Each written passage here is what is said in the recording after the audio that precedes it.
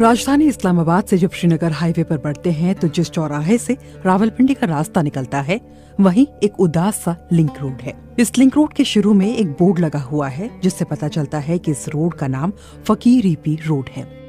शायद बहुत कम लोग जानते हैं कि फकीर ईपी कौन थे। एक पश्तून बुद्धिजीवी डॉक्टर अब्दुल्ला हाई ने व्यंग्यात्मक रूप से इस सवाल का जवाब यूं दिया है कि हम नहीं जानते कि वो कौन थे।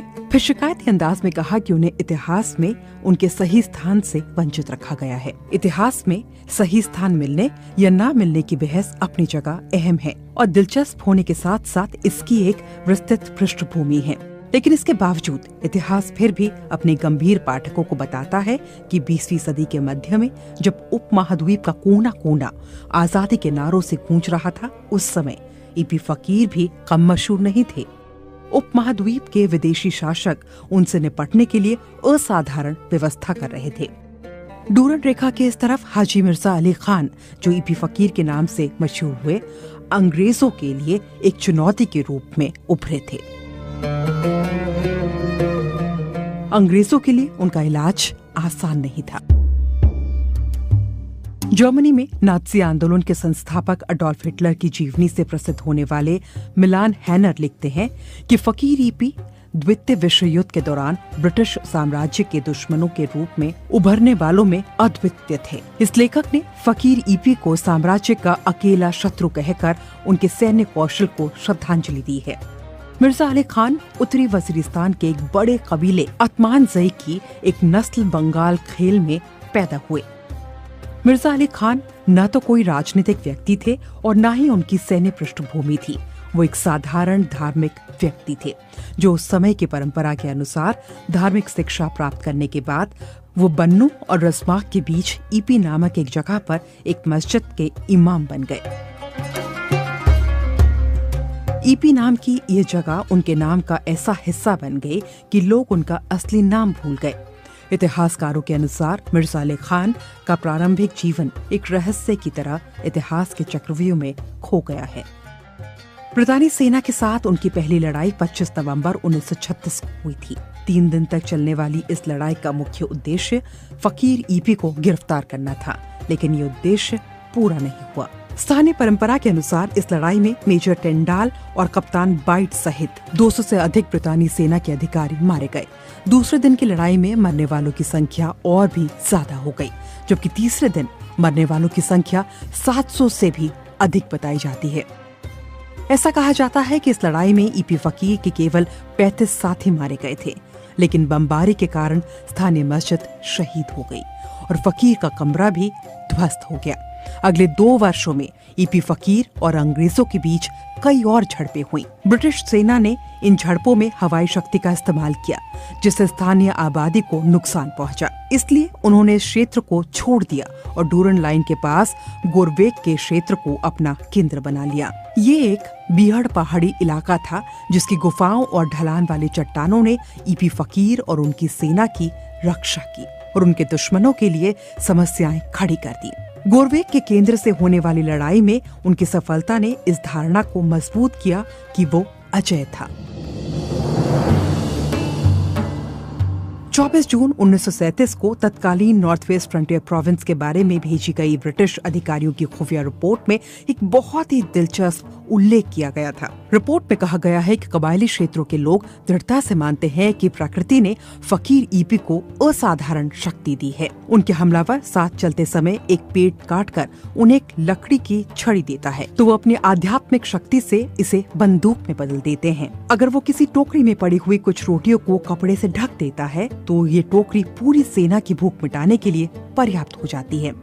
इसी तरह फाइटर जेट द्वारा उन पर गिराए बम कागज या कपास के टुकड़ों में बदल जाते हैं। उनके साथियों के अलावा कबायली क्षेत्रों के लोगों के साथ भी उनके अटूट संबंध थे। तारीख के बन्नू में मंडान नामक क्षेत्र में रहने वाले एक सरकारी स्कूल शिक्षक के बारे में लिखा गया है कि स्थानीय लोगों पर ईपी फकीर की किस तरह से मदद करने पर प्रतिबंध था। अगर अधिकारियों को पता चल जाता कि किसी ने उनकी मदद की है तो उन्हें कड़ी सजा दी जाती। उनका वेतन 19 रुपए प्रति महीना था। अपने खर्चों को सीमित करके उन्होंने इस वेतन का लगभग आधा हिस्सा यानी 9 रुपए प्रति महीना फकीर ईपी को देने की शुरुआत की। मुखबिरी के कारण इसका पता चला और इसके खिलाफ जांच शुरू कर दी गई, लेकिन तारीख बन्नू के अनुसार उसने ईपी फकीर को दान देना बंद नहीं किया। मिलान हैनर लिखते हैं कि फकीर ईपी की सैन्य रणनीति बहुत सरल और स्थानीय परंपरा के अनुसार थी। उनके साथी कम थे और हथियार उससे भी कम, कुछ 100 बंदूकें और माउजर, कुछ मशीन गन और कभी कभी 1 या 2 पुरानी तोपें। उनके पास संचार के आधुनिक संसाधन भी नहीं थे, जैसे कि रेडियो और वायरलेस सिस्टम। वे हमेशा इस उद्देश्य के लिए स्थानीय मुखबिरों और दूतों पर निर्भर रहते थे। ये द्वितीय विश्व युद्ध का समय था। इस क्षेत्र विशेष रूप से अफगानिस्तान में सहयोगियों और एक्सिस पावर सक्रिय थे। इस बीच अफगानिस्तान और धुरी शक्तियां ब्रिटेन को कमजोर करना चाहती थीं और इसकी सेना को कबायली क्षेत्रों तक सीमित करना चाहा ताकि वे अफगानिस्तान की तरफ रुख न कर सके। इस संदर्भ में फकीर ईपी और उनका अभियान एक्सिस पावर्स और अफगानिस्तान के लिए उपयोगी थे। इसलिए ईपी फकीर के साथ उनके संबंध स्थापित हुए और उन्हें कुछ मदद भी मिली। उन्होंने अलग अलग समय में इन शक्तियों के साथ संपर्क बनाया, कुछ वादे किए, लेकिन अमली तौर पर ये एक बड़े युद्ध को लड़ने के लिए पर्याप्त नहीं था। कबायली क्षेत्रों को उन्होंने विदेशी कब्जे से स्वतंत्र करने के लिए अपनी लड़ाई अकेले लड़ी और उन्होंने दुश्मन को अपने करीब नहीं आने दिया। लेकिन भारत के विभाजन और पाकिस्तान की स्थापना के बाद स्थिति में एक बड़ा परिवर्तन हुआ। भारत के विभाजन से पहले ईपी फकीर के अफगानिस्तान के साथ संबंध स्थापित हो चुके थे। इसी तरह खान अब्दुल गफ्फार खान उर्फ बच्चा खान के लाला कुर्ती आंदोलन से जुड़े कुछ लोगों से भी उनका संपर्क था। वजीरिस्तान के जाने माने कबायली नेता स्वर्गीय लाइक शाह दरपाखेल ने अपनी किताब वजीरिस्तान में इन घटनाओं का विस्तार से वर्णन किया और उन्होंने लिखा है कि वो इसमें से कुछ घटनाओं के प्रत्यक्षदर्शी भी हैं। वो लिखते हैं कि पाकिस्तान के गठन के बाद अफगानिस्तान और बच्चा खान के सहयोगियों के अलावा कांग्रेस के कुछ सदस्यों ने भी उनसे संपर्क किया, जिससे उपमहाद्वीप के मुसलमानों और उनके नेतृत्व के लिए स्थापित नए देश के साथ उनका समझौता नहीं हो सका। इन संपर्कों के परिणाम स्वरूप फकीर ईपी ने अफगानिस्तान में एक प्रतिनिधिमंडल भी भेजा, जिसका आधिकारिक तौर पर वहां स्वागत किया गया और प्रतिनिधिमंडल को तोपों की सलामी दी गई। इन गतिविधियों के कारण ईपी फकीर का पाकिस्तान से मोह भंग हो गया और वो समझने लगे कि पाकिस्तान की स्थापना अंग्रेजों की इच्छा के अनुसार हुई है और इसका नेतृत्व अंग्रेजों के ही वफादारों के पास है, बल्कि वास्तव में अंग्रेजों के ही पास है। उनकी सोच के कारणों में से एक कारण ये था कि पाकिस्तान के गठन के बाद भी उत्तर पश्चिमी सीमा प्रांत के ब्रिटिश गवर्नर और मुख्य सचिव अपने पद पर बने रहे, जबकि वाना और मीरान शाह सहित अन्य सैन्य छावनियों और स्काउट किलों पर भी यूनियन जैक लहराता रहा। लाइक शाह के अनुसार उस समय फकीर ईपी लगभग अकेले थे और उनके करीब कोई ऐसा व्यक्ति नहीं था जो उन्हें इस जटिल स्थिति में कोई अक्लमंदी की सलाह दे सके। इसलिए वो इस प्रोपेगेंडा के शिकार हो गए। ये नेतृत्व उन्हें विश्वास दिलाने में कामयाब रहे थे कि अगर वो पख्तूनिस्तान के नाम से एक स्वतंत्र देश की स्थापना कर दे तो इसके नतीजे में पूरी तरह से एक इस्लामिक देश भी स्थापित हो जाएगा और पख्तूनों को अपना स्वतंत्र देश भी मिल जाएगा। उन्हें बताया गया कि एक स्वतंत्र देश की स्थापना की स्थिति में सोवियत संघ, अफगानिस्तान और भारत इसका पूरा समर्थन करेंगे। पख्तूनिस्तान की स्थापना के लिए ईपी को मनाने में मीरान शाह के वजीर कबीले के अब्दुल लतीफ की भूमिका भी बहुत ज्यादा अहम थी। ये योजना सफल रही और लाइक शाह दरपाखेल के शब्दों में अंत में फकीर ईपी इन राजनीतिक बाजीगरों के दिखाए सुनहरे सपनों के झांसे में आ गए और पाकिस्तान के खिलाफ एक स्वतंत्र देश की घोषणा कर दी और मॉस्को, काबुल और दिल्ली ने इसका खूब प्रचार करना शुरू कर दिया। लाइक शाह दरपाखेल लिखते हैं कि आजाद पख्तूनिस्तान नामक देश के निर्माण की घोषणा के बाद अफगान सरकार ने इस तथाकथित देश को कर्मचारी और उनके वेतन का भुगतान करने के लिए वित्तीय संसाधन प्रदान किए, एक प्रिंटिंग प्रेस लगवाया, जबकि भारत की तरफ से कथित तौर पर बड़ी मात्रा में पाकिस्तान विरोधी सामग्री पहुंचाई गई थी। पाकिस्तान के पूर्व कबायली क्षेत्र के एक मशहूर पत्रकार समीउल्लाह खान के स्रोत के अनुसार उस समय बंदूक बनाने के लिए अफगान सरकार की मदद से गोरवेक में एक हथियार कारखाना भी बनाया गया था।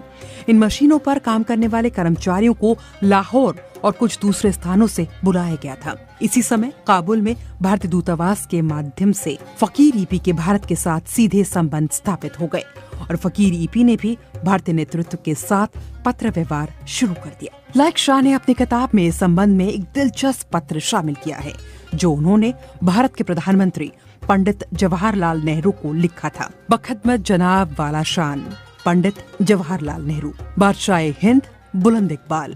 निवेदन है कि अव्वल हसन बहुत खुश होकर वापस आया। मैं बहुत आभारी हूँ कि श्रीमान ने ज़बानी बातचीत की। निवेदन है कि पाकिस्तान ने यानी अंग्रेज ने लंबे समय से कश्मीर में तकलीफ बना रखी है। खुदा मुझे और आपको तौफीक दे कि हम कश्मीर के लोगों को इस मुश्किल से बचाएं। खुदा के करम से अब पाकिस्तान कमजोर हो गया है और कुछ नहीं कर सकता। तीसरी बात यह है कि जैसे कि आपकी मदद आएगी तो मैं सीमा के लोगों को एकदम लड़ाई पर मजबूर कर दूंगा, क्योंकि लंबे समय से पाकिस्तान यानी अंग्रेजों ने सीमा के लोगों को भूखा मारा और नंगा कर रखा है। जिस समय अपने वतन में आपकी सहायता पहुंच जावे, तब वो मामूली वेतन पर मेरे साथ शामिल हो सकेंगे और आप भारत की तरफ से हमला कर देंगे। इस बार अव्वल हसन आपके पास आ रहा है, क्योंकि काबुल के बादशाह ने सभी राजदूतों पर सख्त पहरा बिठाया है, इसलिए आपके राजदूत तक पहुंचना मुश्किल है। इसलिए बेहतर है कि अव्वल हसन आपके आदेश से काबुल में आपके राजदूत के पास जा सके, फिर वहाँ सब काम संतोषजनक होगा। अव्वल हसन आपकी सेवा में जरूर बातें बयान कर देगा। आदाब। फकत ईपी फकीर के भारत के साथ संबंध के संदर्भ में कुछ ऐसे सबूत मिलते हैं कि पंडित जवाहरलाल नेहरू ने सेना के माध्यम से इन संपर्कों के लिए एक प्रणाली स्थापित की थी। इस प्रणाली का अंदाजा ईपी फकीर के एक पत्र से होता है, जो भारतीय सेना के एक जनरल के नाम से लिखा गया था, जिसमें उन्होंने लिखा था कि मुझे उम्मीद है कि आप आगे भी पंडित जी को मेरे देश की स्थिति के बारे में सूचित करते रहेंगे, ताकि हमारे काम में कोई नुकसान न हो। एक तरफ ईपी फकीर ने भारत और अफगानिस्तान पर पख्तूनिस्तान की स्थिरता के लिए अपनी उम्मीदें जगाई थी, जबकि दूसरी तरफ जमीनी हकीकत बदल गई थी और अब लोग स्पष्ट रूप से ईपी फकीर के शब्दों में स्वीकार करने के लिए तैयार नहीं थे। बदली हुई परिस्थितियां पाकिस्तान की सीमाओं के भीतर एक और देश स्थापित करने के विद्रोही प्रयास के खिलाफ पाकिस्तान की सरकार द्वारा बल प्रयोग और भारत और अफगानिस्तान के आचरण ने उसे बहुत कुछ सोचने पर मजबूर कर दिया और वो इस निष्कर्ष पर पहुंचे कि इन दोनों देशों की गतिविधियां इस्लाम या पख्तून के हित में नहीं है, बल्कि नए मुस्लिम देश को कमजोर करने की साजिश है। इस निष्कर्ष पर पहुंचने के बाद उन्होंने रज़माक के मलिक अस्तर इलाके में एक सभा को संबोधित करते हुए घोषणा की कि अफगान सरकार ने अब तक मुझे गुमराह किया है और मुझे इस्लाम के नाम पर धोखा दिया है। उन्होंने अपने समर्थकों को निर्देश दिया कि अगर भविष्य में मेरे नाम पर अफगान सरकार पाकिस्तान के खिलाफ कोई योजना बनाए तो उसका भी सहयोग न किया जाए। ये पृष्ठभूमि थी जिससे शर्मिंदा होकर और पाकिस्तान के कूटनीतिक दबाव से मजबूर होकर 7 सितंबर 1948 को अफगानिस्तान ने ईपी फकीर को एक खुली चेतावनी दी कि वो पाकिस्तान की सुरक्षा के खिलाफ किसी भी तरह की गतिविधियों से दूर रहे। 16 अप्रैल 1960 को दमा से पीड़ित होने के बाद फकीर ईपी का निधन हो गया। उनका मजार दत्ताखेल तहसील में स्थित है, जहां बड़ी संख्या में उनके मानने वाले अभी भी आते हैं।